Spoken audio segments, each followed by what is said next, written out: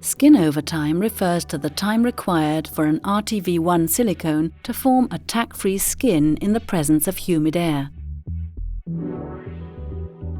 This animation provides a schematic view of the chemical processes taking place when an RTV1 silicone cures. The example formulation components shown here are a functional polymer, a cross-linker, a filler, and an adhesion promoter. Gaseous water enters the mixture through the surface. The special properties of the cross-linker and adhesion promoter cause both of these silanes to accumulate at the surface, where they quickly react with the water molecules.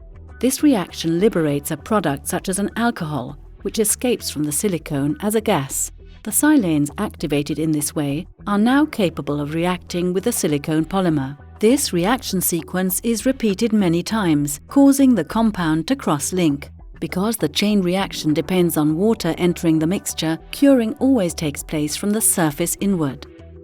The first visible sign of this is the skin that forms on the silicone.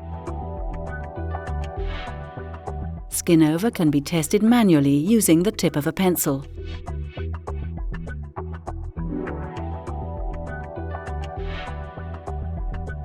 As long as the silicone's surface is still liquid or sticky, the skin over time has not been reached.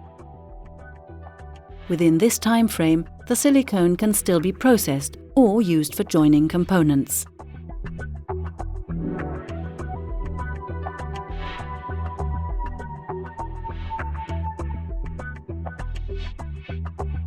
ELASTOSIL N9111 forms a stable, tack-free skin after about 25 minutes. At this point, the silicone no longer sticks to the pencil tip.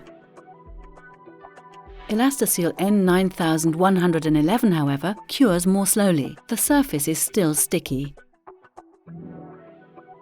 ELASTOSIL N9111 has nearly reached its skin over time after 30 minutes. 10 minutes later, a skin has formed.